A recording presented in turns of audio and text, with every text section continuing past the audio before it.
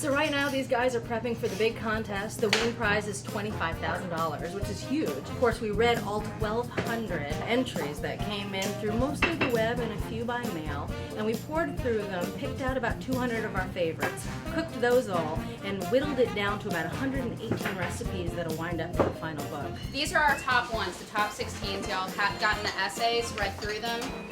The winners, we're going to have 5 winners, and the grand prize gets $25,000, so this is no joke. Vote well. The first one is the tomato butter.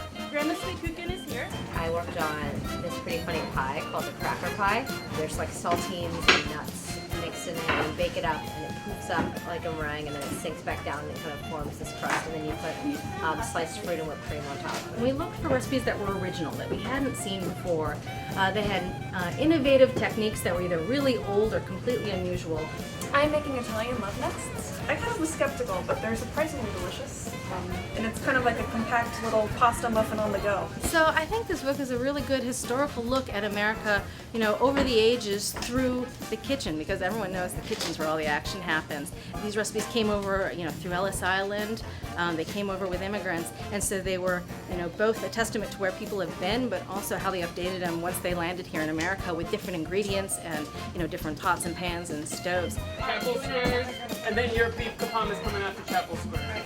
And so it's interesting to read as you go through how people cooked through the Depression and how people cooked through the 50s, and why people did a cold oven pound cake because they didn't want to waste energy heating up the oven, which nowadays, of course, sounds somewhat ridiculous. You get a lot of really wacky recipes, and we literally have to follow them as written, even if we know it's going to burn or blow up. Because on the one hand, you don't want to change someone's family recipe, but on the other hand, we uncovered a lot of mistakes. Some of the visual clues were wrong. The oven temperatures were either a low or high, and sometimes we had to make them a little more generic because they used regional ingredients that you just can't find across the U.S. Chinese spiced chicken. Yeah. Then we've got kuchen. Yeah. Gone with the Wind Heavenly Pie. My favorite one is called Gone with the Wind Heavenly Pie. It was a family who had a bake sale on their front yard, and this handsome gentleman rolls up in this fancy convertible sports car, hops out, looks over the table, picks up this pie and buys it and drives away. And the story goes the man was Clark Gable. And so the mother renamed the pie Gone with the Wind Heavenly Pie, and it's my absolute favorite.